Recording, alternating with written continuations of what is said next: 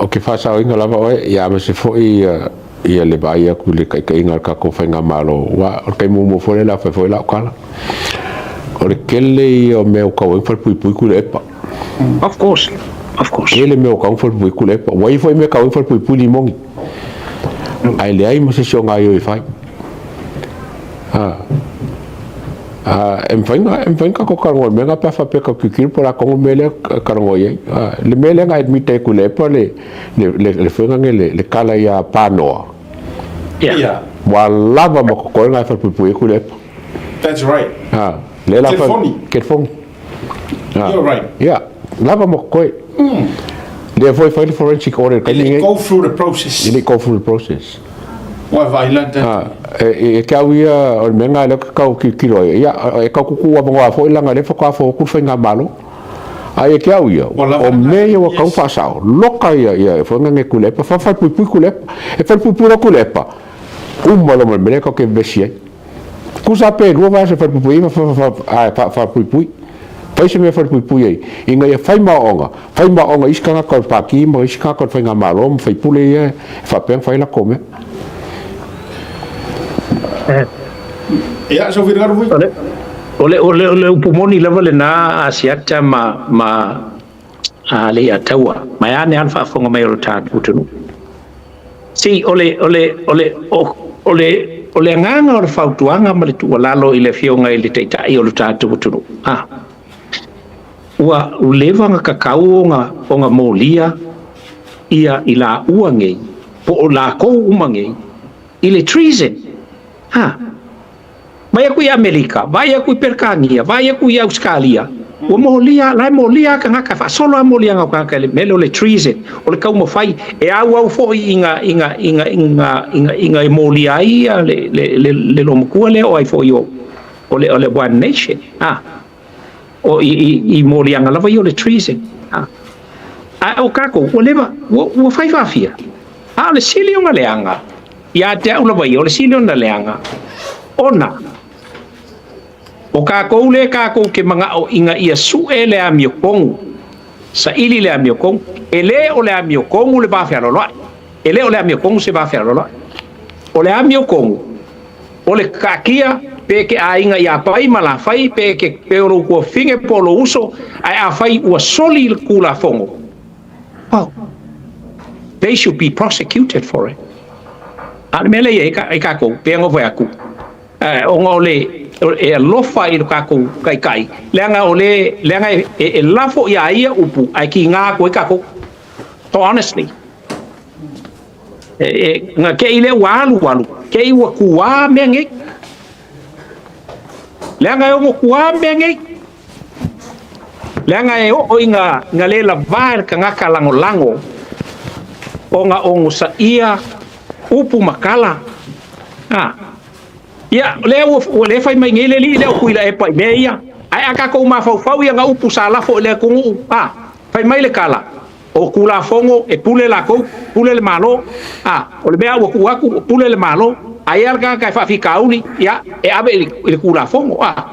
le o fai aku ia policies fa ka kia fai nga malo le ngei e kusai o nga ua ba ai ile awala silio nga lei mo leanga i lumo polo ke kinge ale vo so mai fai kala se o Leva ka nga molia ale ai lo to ilo se sinuku. That's it. Simple as that. You know, enough is enough. Because sooner or later people of this nation are fed up with it. A fai le manga o ia le fingalo le i palmia mal fai nga malo I se afia nga pe afia ka nga ngu o le ka ko ku well then do something about it. Enough is enough, honestly. Faftai fato fala inga fato fala inga le fionga ia Vui o le sai e momoli mai le loto le anga ele se Samoa o ko sila le vatu fafate te inga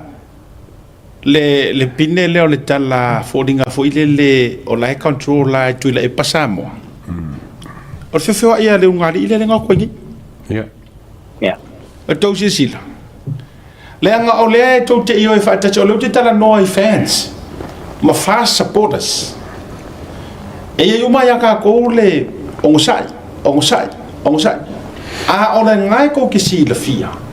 e makua le make sense a me ko ke va vai ko e so se vai fa nga Donald Trump le fa America vai fa nga le fa ye nga o nga la kwa out e le ai se popole a foi lo te fa ya tu o me foi le o te no fo nei ya o mo mai tau vui fa pe foi le to o le o te no fo mo mai tau le anga e fai ngo fiengo ka ko ala langa i sai dingo me mongi a fesi e ke le loko e fai e ke le la o ka ko faku e fai mere o le ka ko sa idea uma o ai se kanga ka me fai ga sa e se ile alea o si le fia uma me fai e sunga la o le mafua anga foi le ua palo kakasi o ya tangata sa mo pe ale upule va tu so e ye lo kari kongunga le atau ma vui le anga tasile nei por kalame na matua tu ma losi ile sofio loko kangaka and for one reason only ole se inga ole a o pumongia o kele ifinga fo ya me inga ia fa ko ngo fier so ifuanga le ngole mo ke feola New Zealand ma usikadia ma fea ola le peyo kawole ioi o le puruli pangor kawol falawa le we ka so we are learn to live ile lifestyle le ka ko ye ngai mar ka adjust ourselves awa ka ki ko mo adjust my system le nga o system mia wa halu fa sa pasui le fainga ai me se foi le economy o le langi o e yai mea ele au ye ro ka ko marosi o le ai o mai ka ko porkiki sa mo pepelo ma o le ka ko fo mai o mai roa fa ka ngo fi e soi fuanga le ai ma se nga me ade wa o mga ma fa ka ngo fa dua pa unga le ia tala le ai ma se nga me ai happen o le ale wingo fa metalanga ai kasi ale ma fu anga la wa longa nga li fa mai sa mo se yo i for fast po le ale se ale ka ke va ia le sa me faina ono sa ia fa tai fo i finga ngalo fo le fionga ya bu a wa o fisidi na le fisidi ko i vui ma le tawa o la fisidi anga o Tuilaepa ma e HRPP le o to e mau mai le avanoa e il palo kale o le ale me mo e fai Tuilaepa se me nga so ro finga ngalo la vatu mo a vui ona sa no le to anga o le HRPP le ma Tuilaepa le o ka ko la le avanoa ko yo mai la i se yo mai fai me ia o le ale action mo a Tuilaepa so ro finga ngalo e fai voi so finga e kasi ale me a foi lenga fakaki a Tuilaepa kai me o ka penga fenga palo ka lua fel fukas e fo i mai loa fa pui loa la uli al mali koa o fiame o olo o le kingu tachet le haya se abango o Tuilaepa sesi ale mole lai fai mai ngai au le la se ki ai ka ko a pa wale le fa kwa a fai ai le fa ki ngol kai mil ngai e lo ngobinga la o we fail ourselves like alo al kamalo elang ka alo like alo fa pe nga o ia le brain I kongo le kungu ngeo sa moa and I'm starting to believe him because olele mafai pai fola ye pe nga sa ngo asiaka e wa kule ngali ilea ai o kuile pa mali bongi ia pe wa vela u makalika le ngali ilea alvisili e fa pe nga fai kula fongo samo e kanga nga elwe ele ai aid and abetting is criminal Loka mo fai fa ufiufi ma fa lafi le mi kongo ia vaenga umangi ele ang sala e alonga winga e makwa kele along fa salanga la ke i kula fo anga ola kan sa ola balanga le kali mangingwa wa baku ai fo ia mai so skanga kala ale nga ye le o mai kai le so la fa pui ngai kama ia mai fo io o malele paulo mai foi ma malema lai Falepuipui I lunga o nga o upu ai le o ngi upu nga la faia lai foi ele o mai fa msingo nga fa saol maka upu ngei le anga o lai ele kusi nga kusi el kamale la lai e a fainga kanga ka miokong o le e ka aloa kanga ka solkula fo o fainga mo kau fai o kau ai Falepuipui ka be Tuilaepa ka po le lako ka longa ka alo I ka fa pengei langa ele mo le ku ele ko ai le ku ka pa me o le creator o le ika ia ele le ika I control alu le ika o le mafai mo ko nga o le ki apoloa e la ko pa ku ia le nga fa lon Kalau faftele ato wala so fina ngalo lan fisidi ale tu tasi ana to e foi mai lan kuila e pai I ole ale me mo fai kuila e parcela wa so mo apenge Falepuipui ala uri mariko ele sei apenge Falepuipui ole lave foi le pa mai ka oki e mo kwale ai ma se ke o kuila e pai swafa ma le vao a inga me fapenga le ka kikiro kai me kupungi e se mawala mara uri mariko pe ka fai e ka fa pore foi ngai so kanga swafa ma inga me fapenga a Tuilaepa e mo ki ngora pa fai Tuilaepa mele kwale ke a Tuilaepa se pa me Falepuipui mo ora Tuilaepa se va ngora kikia se ngora kikia on fai lo vai lo oso Treason Papa le Treason ma amre ke lo me oso Treason a la mo pepelo la de Maria ko mo nga oi mo pepelo ele oso me nga oso Treason exactly la ia me nga fa koi wa ka wonga ke le ko ba ngo ka wa Falepuipui Tuilaepa lo me ka fa lo ye ai le si lo foi le tau te vai tu le fa nga so longa mai nga o aisa ia mau mai Samoa Lena tatou pisa atu por kalame le nei o leo isi ia la walunga kule ingore aisa me uma ai feika mai longo ma le laku vaenga a lele o saule fa maunianga to lua ia o fatea ma fa malolo leo ona o fa maunia I tulanga o fala au fa saina ya ma ava malosi ma kulanga fa penga o le fesiri la ngo mela kasi o se e la me ye ka ke ku ia o se e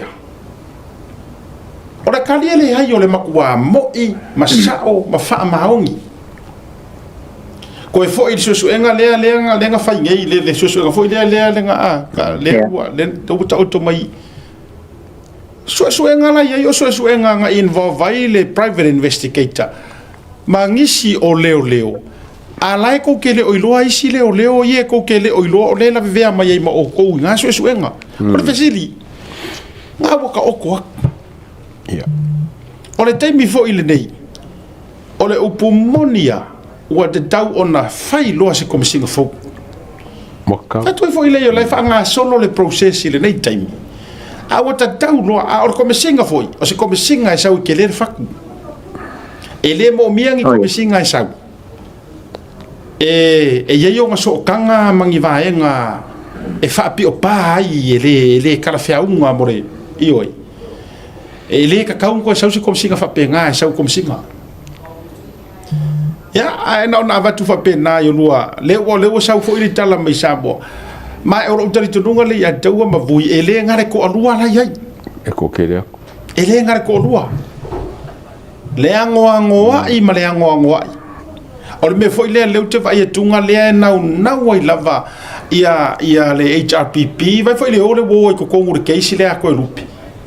ma avaku fa masingo who knows le plan le o fai le ngolenga sa ngoa le ka kala le ia li mongi fa mai ele umal pa inga nge overthrown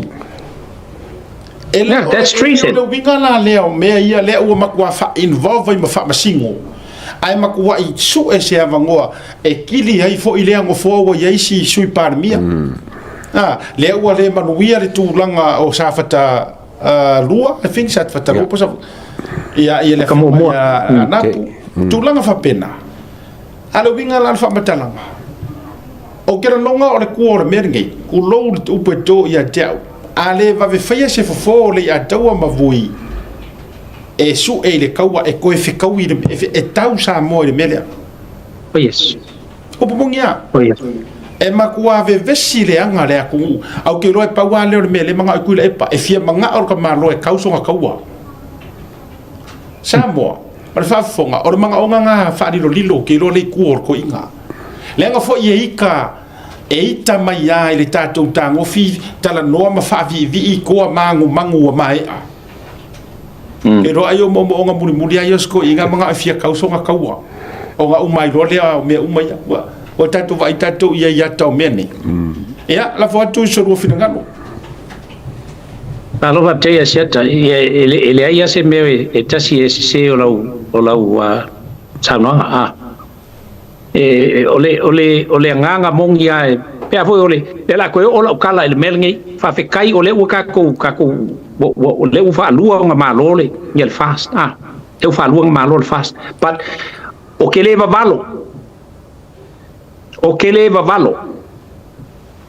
if the fast are not going to do as what the people wants, then I'm sad to say that ele last le fast. Le abaku sao alu langonga sao ale abak siakama. Ole upunga lafo e li mongi ole afo ole lafo kuinga le fainga malo. That's treason.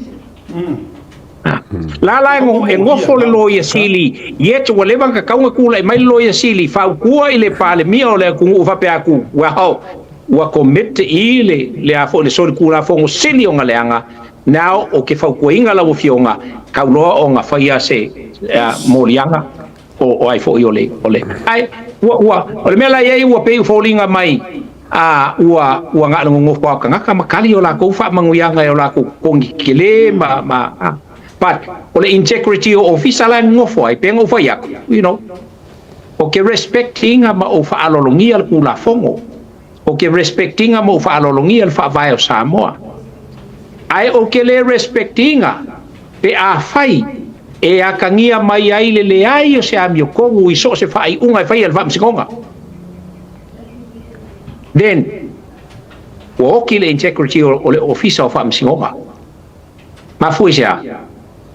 Pile que o que ya la ko sa fa ye be famel fam singo I don't give a damn about them if they do not deliver justice iso sala ko fa unga fai ale ya kangia me fai wala nga ka kai mfa fa pe aku se ka ko kira la ofionga il fam singo nga le lu kas le nga ia moli mau nga le mafai nga awai mai sa kalo sanga inga ia la ofio Fenga fai ye se ko fai unga. Le se menga fai. So why now? Ela la onga kula I maingi fai unga pea. Longa winga o lai kolo ia ala ko fai unga fai. E ye ka lai ku o la ko fai unga ngele le kau fai mai. E nia tu leva kau fai unga. Langai e ka uma ye le sa o la ko fai unga. Fe ko fai unga sa. Sa o lua kasi pe sa o mele u fai ngai. Wow. Wa kau ngali lo ele ku po fe ao ya ale ala bo vakula la kala sa ola balea Samoa is now awaiting a firm decision from the government, and I would urge the Prime Minister of Samoa malanga fainga malo stand up and be counted. Samoa needs justice, and justice must be served now, not tomorrow, not any other day. Ilangang falolo asia kama. Tau so filgaro. Ele kau maga sa nga Vui ma ke awoi fo ile fingalo Vui. O leo ia nga kuli. O masinga ke nga mo ia le fa ko akuli ngai. O le fo ke basa sa o le fo ke mawaku o le singia. Ai sa me ole ko mai ngoa. Ai nga pau yo le nga positive la ko test i la ko me foi truck test e sa fai wa ke longa e kaunga nga sidia Elena le pauia e kaunga sidia al fe sidi foi la fai wa kuli ba nga le ngo positive la ko truck test ma fa mangi me la me le kuli mai la ko ye positive o le fe ka ki le ko di ma le fa ma vai fa ko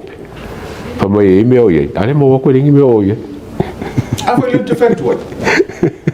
si la foi la il fa tau te o ile loa il fa tau te o takata ye le tanga wengo leo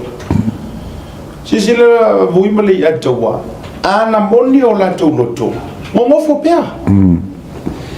mo fo pea la me la inga pe kau ke pule sa inga kunga pe kau ke sa mara inga kunga i lungo le media ma tulanga fa pena a e loa ma e mauti loa e mongi au mea la fai no fo pea tau tua le malo a e se awa le se a se awa le se a foi lo que fai aku le que fongi foi le no fa to le no ma to o male manai o kamai ngama ko maka to sa mo ia e no fa tu ai vili mai le si leo sinia mo vai ku le leo ka fa i pura ngan ai vili mai tala no ale tu fa tu leva pesi o so ya pai na lo te moi ale la fa la si pikale le la no fa lo no tu i lo ina oficialia tu a le ka lo mai sa mo la si ngia ke ni oficialia tu i lo le so ya tu ala pai ala e beri wa mo yo fa ma vai mai ia vai na le su kom singa mai la ko ngai si ye ka ingo so suema e se me wa be le fie malo a se ro kat ar kan kala sambo pa mai ia le me ale nga fa ku ye so ia fa yo me le am yo ko le la u fai la le wa ye le la su el me o le ingia pa wa vai la tanto le tala le fa me sambo me ale ka fa ya ku ye e awa e wala ngai mana tua le ma fau fonga o mo tanga te sa ia e ko e foi mai le HRPP na matua i mauti no ale lei e li mongi ma le HRPP ma kuila epa atua ai ma fai miki o papo na matua i ma lato mauti no ale lei la to te toi foi e fai malo le ala nga makua i ovai vai fela o to wa matua i ova ya ma folanga o kaupule o mea umala ai wa fate ia wa matua i fate ia le anga wa to e sufi le fina ngano le atunu ai mai so le au ngangi ya ko prokalami o kauka ya e mafai atu ya Samoa tatu tu ula le avanoa se i langa i lunga le mea ko ula vangor fast ko ula vangoa le fionga parmi le ala ka ko va ai